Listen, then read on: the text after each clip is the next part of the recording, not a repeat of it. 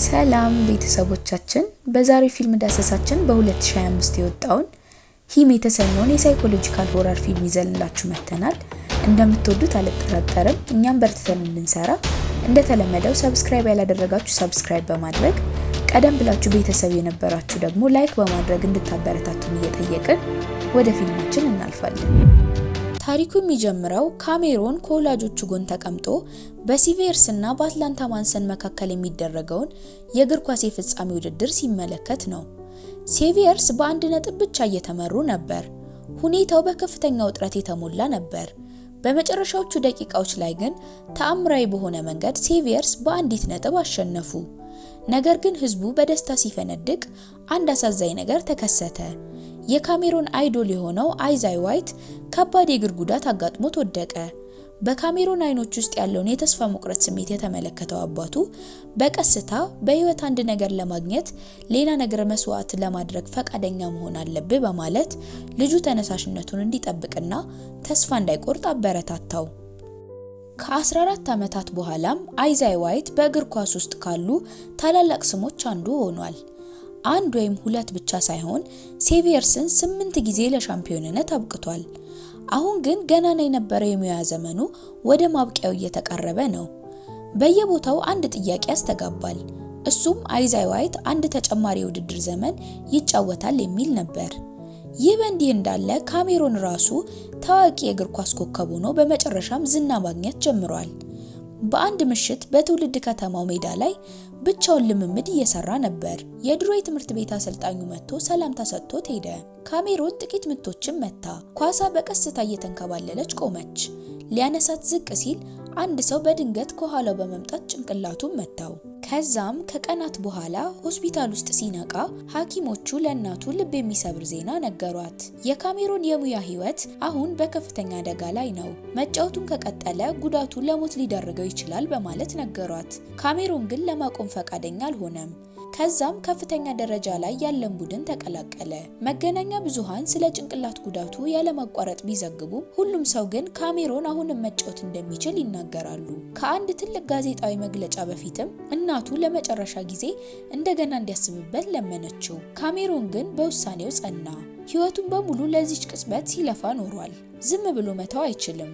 በመግለጫውም ላይ ስራ አስኪያጁ ጉዳቱ ከባድ እንዳልሆነ በመግለጽ ወሬዎቹን አጣጣላቸው። በኋላም ካሜሮን በአንድ ጨለማ መንገድ ብቻውን ሲራመድ አንድ ሚስጥራዊ ሰው አገኘ።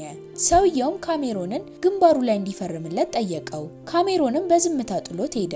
ብዙም ሳይቆይ በአንድ ድግስ ላይ ሄደ። ነገር ግን ካሜሮን ደስታ ሊሰማው አልቻለም። በአንጎል ጉዳቱ ፍርሃት ተውጦ ነበር። በብስጭትም የቅርብ ጓደኞችን አስቀየማቸው። ከዚያም በድንገት ከልጅነት ጀግናው ከአይዛያ ዋይት ጥሪ ደረሰው። አይዛያ ካሜሮንን ወደ አንድ ሚስጥራዊ ልምምድ ቦታ ጋበዘው። መጀመሪያ ላይ ቢያመነታም አይዛያ የሟች አባቱን ቃል ሲያስታውሰው ካሜሮን ተስማማ። በማግስቱም ካሜሮን እንግዳ የሆኑ ሰዎች ራቅ ያለና ምድረ በዳ ወደሆነ አካባቢ ተወሰደ። በመጨረሻም አንድ አንደርግራውንድ ቤት ደረሰ። በውስጥም የአይዛያን ዋንጫዎች፣ ሽልማቶችና አስደንጋጭ ፎቶግራፎች ተቀምጠው አገኘ። እንግዳ በሆኑ የአደን ማስታወሻዎች በተሞላ ክፍል ውስጥ አይዛያ በመጨረሻ ብቅ ብሎ በሞቀ ፈገግታ ሰላምታ ሰጠው። ካሜሮን ግን በአይዛያ እንግዳ የሆነ የአደን ፍቅር ስሜቱ አልተመቸውም። አይዛያ በቀደምት የአሜሪካ ነዋሪዎችና በነጮች መካከል የነበረውን ጥንታዊ ፉክክር ማብራራት ጀመረ። ቀደምት ነዋሪዎቹ ቀልጣፋና ተንኮለኛ፣ ነጮቹ ደግሞ ጨካኝና ርህራሄ የለሽ ነበሩ። ይህ ግጭት የእግር ኳስን መንፈስ እንዳነሳሳና እንዲያውም ኳስን ወደፊት የመወርወር ዘዴ እንዲፈጠር ምክንያት እንደሆነ ተናገረ። ልምምዱንም ከመጀመሩ በፊት አይዛያ ህጎቹን አስቀመጠ። ስልክ የለም፣ ትኩረት የሚከፋፍል ነገር የለም፣ ቅንጦት የለም፣ እግር ኳስ ብቻ። ከዛም የካሜሮን ከባድ ልምምድ ተጀመረ። የረጅም ርቀት ውርወራዎችን ተለማመደ። ኢላማውን አሻሻለ። እናም የሰውነት ጥንካሬው በጣም ጨመረ። ከልምምዱም በኋላ አይዛያ ካሜሮንን ከሞሮኮ ጋር አስተዋወቀው። ሞሮኮም ለቀጣይ ጨዋታዎች ብቁ መሆኑን ለማረጋገጥ ሙሉ የሕክምና ምርመራ አደረገለት። ብዙም ሳይቆይ ካሜሮን የአይዛያን እህት ኤሊስን አገኛት። እሷም የተረጋጋችና በራስ መተማመን ያላት ነጋዴ ስትሆን በሞቀ ፈገግታ ተቀበለችው። ከዛም ካሜሮን ለማገገም ወደ በረዶ ውሃ ገንዳ ገባ። ነገር ግን በአቅራቢያው አንድ አስደንጋጭ ነገር አየ። አይዛያ ደም እየተሰጠው ነበር። ይህ ድርጊትም አስደነገጠው። ከዚያም ማርኮ ለካሜሮን አንድ ያልታወቀ ንጥረ ነገር በመርፌ ወጋው። ይህም አእምሮን እንዲደፈርስና ትኩረቱን እንዲስት አደረገው። በማግስቱ ጠዋት ልምምዱ ይበልጥ ተጠናከረ።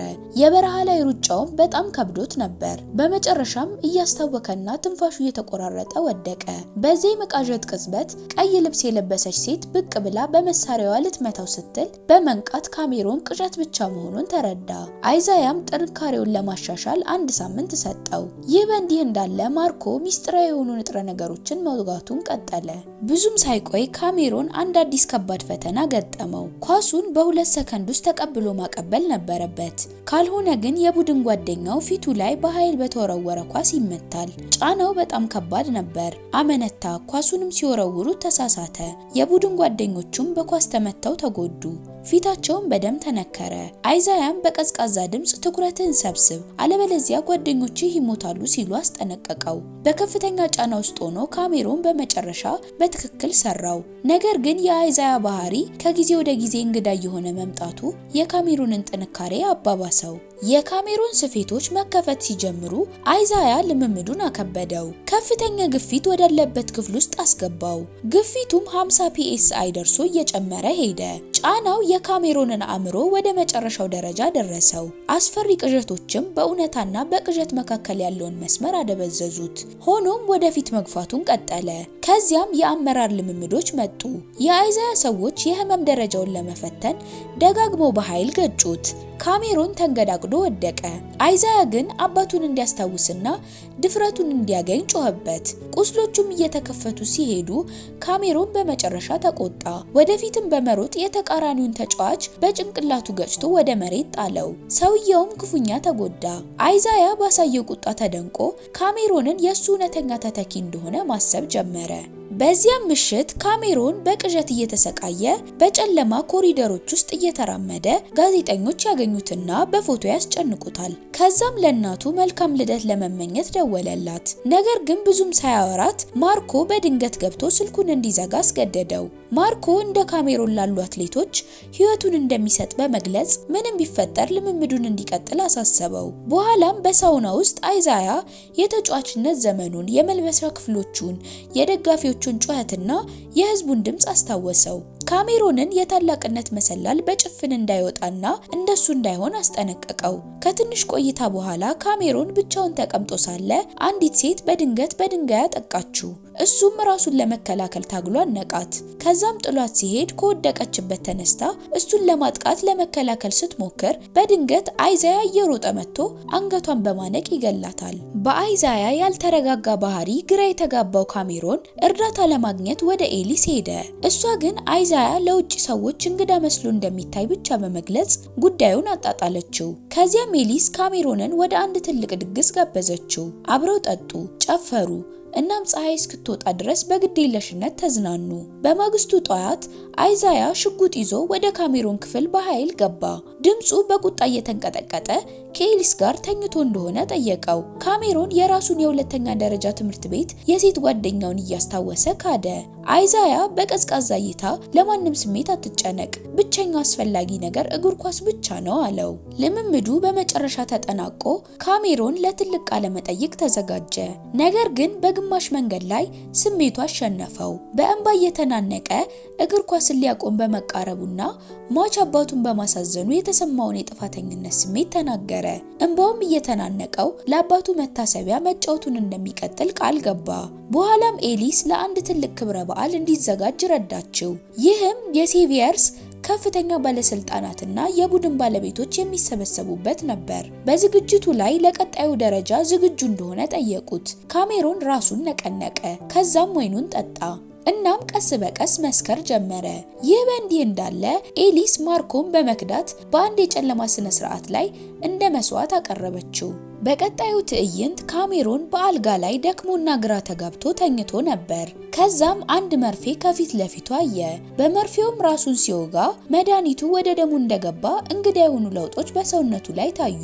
ከዛም የመጨረሻ ኃይሉን ሰብስቦ ካሜሮን አሁን አይዛያን ለመግደል ወደሱ ሄደ። በአይዛያ ክፍል ውስጥ አንድ አሰቃቂ ነገር ተመለከተ። እሱም የድሮ ታዋቂ ተጫዋቾች ማሊያ እንደ ዋንጫ ተሰቅለዋል። በዚያች ቅጽበት ካሜሮን እውነታውን ተረዳ። አይዛያ የሙያ የሙያ ዘመኑን ሲያራዝም የነበረው የድሮ ታላላቅ ተጫዋቾችን ደም በመውሰድና ችሎታቸውን በመስረቅ ራሱን በከፍተኛ ደረጃ ላይ ለማቆየት ነበር። አይዛያም ፈገግ በማለት አሾፈበት። ያሸነፈውም ሰው በዚያ መሿለኪያ አልፎ ወደ ሜዳው ይገባል። ከባድ የሆነው ትግል ተጀመረ። ካሜሮን ከባድ ቡጢዎችን ሰነዘረ። አይዛያ ግን በአውሬያዊ ኃይል እጁን ሰበረው። በከፍተኛ ህመም እየተሰቃየ ካሜሮን የአዳኝ ተቃራኒ አጥፊ ነው እያለ ጮኸበት። ከዚያም በከባድ ቁጣው ውስጥ ሆኖ ሄልሜቱን አንስቶ አይዛያን መሬት ላይ ህይወቱ እስኪያልፍ ድረስ ደጋግሞ መታው። ከዛም ካሜሮን አንድ በር ገፍቶ ወደ አንድ ክፍል ገባ። እዚያም ኤሊስ ከሴቪየርስ ስራ አስፈጻሚዎች ጎን ኮንትራት ይዛ ተቀምጣለች። በዚያች ቅጽበት አሰቃቂውን እውነት ተረዳ። ባለስልጣናቱ የአንድ የሚስጥራዊ ማህበር አካል ነበሩ። ከዚህ አስቸጋሪ ፈተናም በህይወት የተረፈ ሁሉ በመካከላቸው መቀመጫ ያገኛል። ከዛም ካሜሮን እንዲፈርም ነገሩት። ነገር ግን በመጨረሻ ሁሉም ነገር ገባው። ከእናቱ እስከ አይዛያ ድረስ መላ ህይወቱ ለዚሁ ዓላማ ሲቀነባበር ቆይቷል። አባቱም ለዚሁ እቅድ ተብሎ ተገድሏል። ከዛም በቁጣ የተሞላው ካሜሮን ፈቃደኛ አልሆነም። በንዴትም ውስጥ ሆኖ ጠባቂዎቹን ገደለ። ኤሊስንም አንገቷ ላይ ወጋት። ስራ አስፈጻሚዎቹን ገደለ። እናም በመጨረሻ የሴቪየርስ ዋና ስራ አስፈጻሚውን አንገቱን ቀነጠሰው። ከግድያው ቦታ ሲርቅ የአባቱ ቃላት በአእምሮ አስተጋቡ። ድፍረት ከሌለ ክብር የለም የሚለውን እያሳየን ፊልማችን ያልቃል። የዛሬ ፊልም ዳሰሳችን ይህንን ይመስል ነበረ። በሚቀጥለው ጊዜ እስከምንገናኝ ድረስ ሰላም ቆዩን።